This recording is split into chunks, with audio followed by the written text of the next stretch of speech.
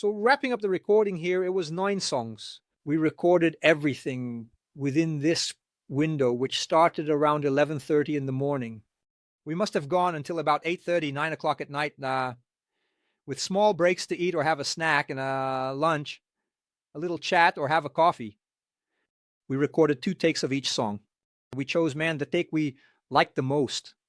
And then the process after that was the next day, Kleyton went to travel to the United States. I think he stayed away for about 10 days, right? So what did I do, right?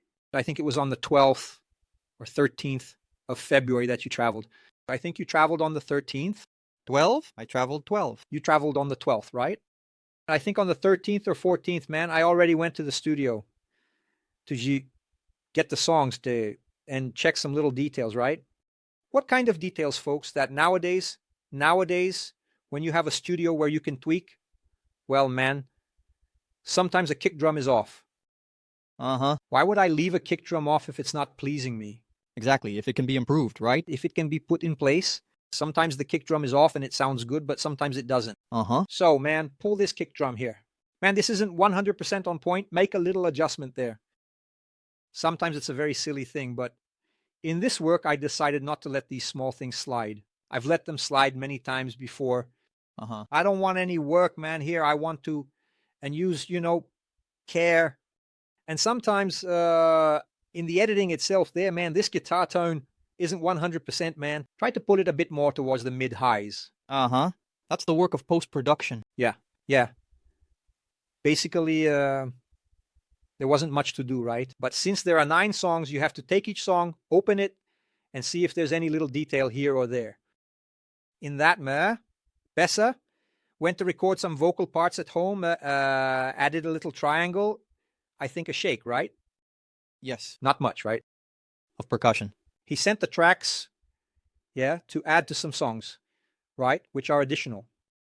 And Kleyton, only after those 12 days he was traveling, came back and recorded some additional parts too. Why did you make additions there?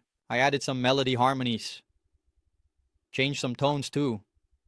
Because later, listening like this, no, in the solo, there was no way. Nobody touched anything, right, man? What we recorded, No. it's what you're going to hear there.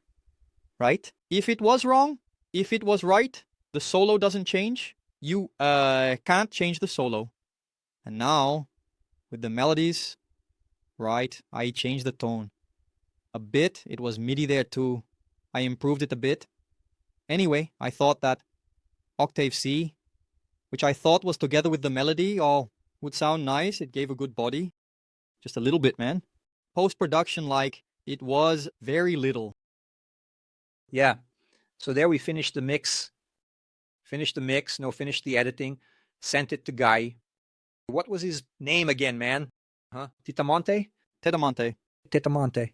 Guy, man, who lives there in Orlando. Yeah. I even had to wait for him to return to Orlando too, because he has an SSL console there. It's awesome, right? Which is awesome, which is organic, right? Is it organic? It's analog. Analog, yeah. And we wanted that sound there, and man, he did an incredible mixing job. The album turned out super lively. Before that, obviously, it's that thing it's not going to extend, it's not going to save anything in the mix, right, brother? Yeah. He said, man, everything arrived here already. Arrived with a bang. So Raphael from Mirada Studio had already done a great job with the recording. Yeah, a wonderful studio, right, man? Yeah, so everything was, every step we paid attention to. The musicians are competent. They came well rehearsed. It was well recorded.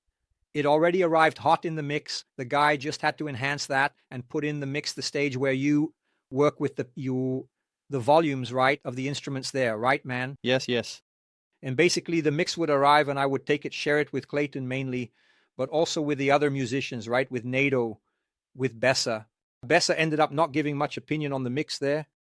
Nato pointed out a few things like, hey, give a little boost here in the bass volume. In the bass solo, give it some emphasis. Yeah, I think there could be a little more keyboard there.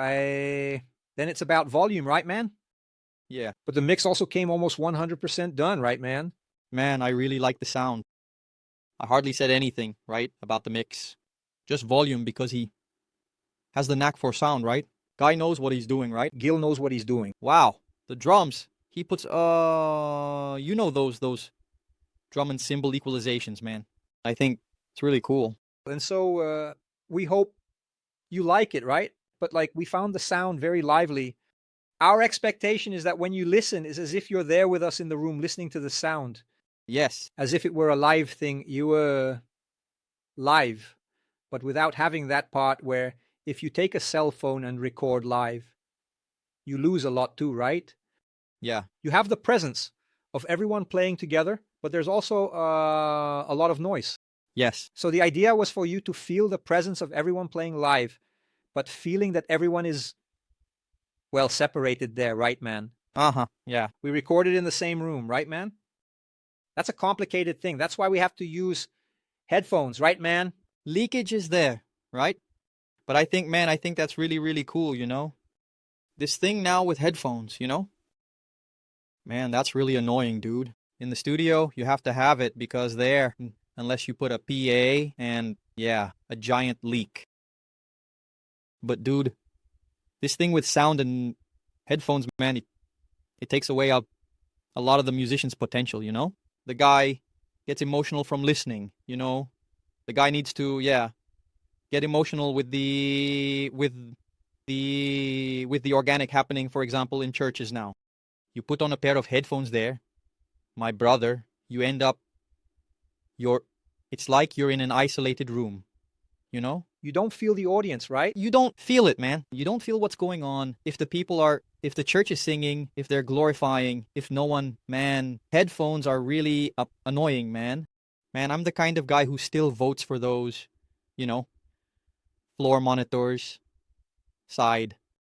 Man, I'm still from that school, you know, the old school. Because, man, it's not just about the sound being nice. The quality of the monitors and stuff also has to be good. There's no point in having monitors, dito, right? Those cheap monitors. It also sounds bad, right? But if it's floor monitors, man, with balanced sound, with side monitors going, man, I'll play much better, dude. I'll get emotional. I'll convey more emotion. There we tried to convey that. Everyone was in a room, right? But with headphones. Because if we put a PA there, it would also destroy the drum microphones. Exactly. It would leak everything, right? It would be difficult to process the drums later, right? And, man, dude, nowadays, with AI, right? Artificial intelligence, you can remove it's impressive, man.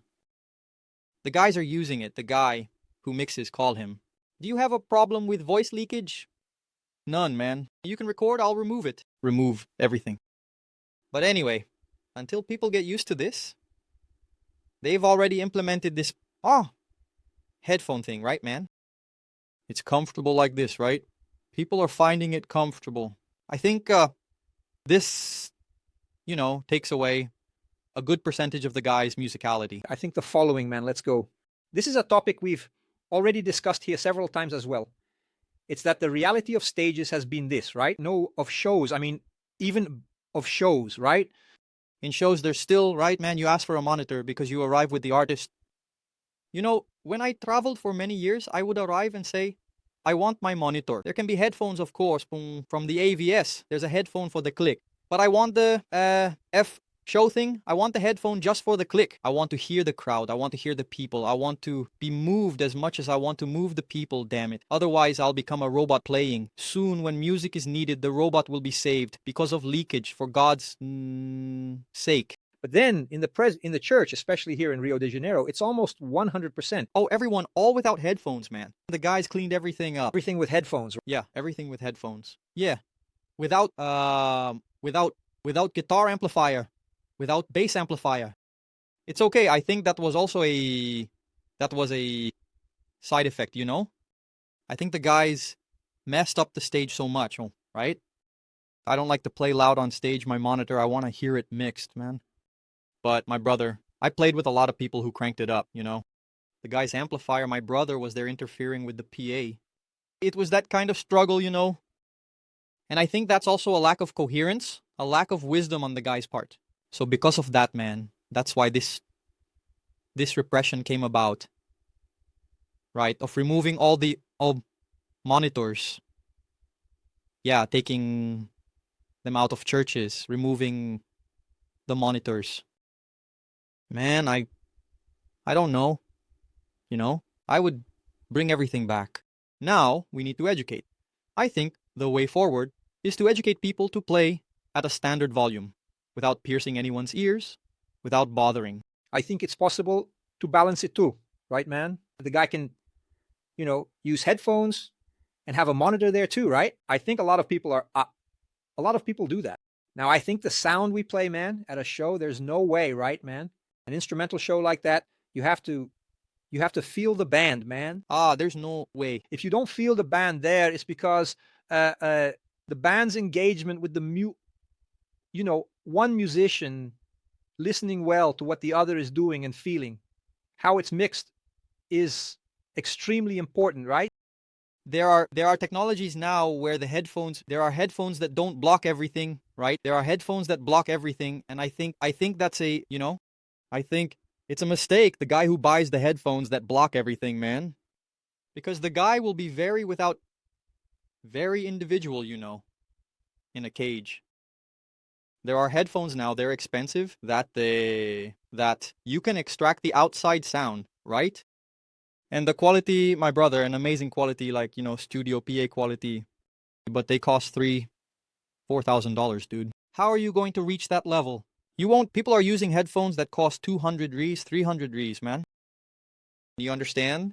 Is it possible to use a good organic headphone, one with sound that is faithful, original? Yes, but to spend $3,000-$4,000? And there's another thing too, right, man? Let's go, which is one thing, is to play just instrumental music. We need to be able to hear ourselves very well, everyone feeling it, right, man? The vibration matters. Yeah, Kakao too, we did a podcast here with him. And he was complaining, for example, about Eli Suarez's sound. What is it, guys? Which is a groovy sound, right, brother? Where the band matters. And even though it's not instrumental, the instrumental part is very important. It also needs to feel that. Yes. And I agree with him, right, man? Because the band needs to have that pressure too. But on the other hand, there's a type of music, let's say a more worship vibe, more laid back, right? Without going into the worship rock side with riffs and all. If it's a more ambient show and everything, it won't make much difference if the guy is wearing headphones or not. Don't you think? Yeah, music. Apart from him getting emotional with the audience, I mean for the sound. Kind of like a DJ, right? It's like a DJ puts on headphones and stays. I think it's cold, Even when the sound is more pad and more ambient. Yeah, even so, if you can't play like that standing still. People say, oh, the worship stops. It doesn't stop. The guys are playing. They're playing the piano. They're doing something.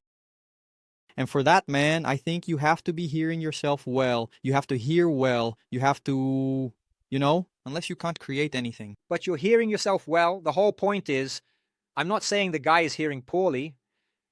It's just that he's inside this cage you mentioned. He's not hearing the audience as much. He's hearing the instruments well. But the band, he's not feeling the band's pressure. That's what I'm trying to say, No, but there are headphones where you can feel the band's pressure. But I'm not just talking about the band's pressure. I think headphones can't convey everything. Man. You need to have this combination, Put a little click, but have the side rolling here. Man, you need to have it, dude. Otherwise, you lose frequency along the way. How can headphones? I think it's very difficult, man. Send a top-notch mixing guy to mix only with headphones. He'll lose a lot along the way. He'll do it, sure, but he'll lose a lot. You need to have everything there, Reference. Okay.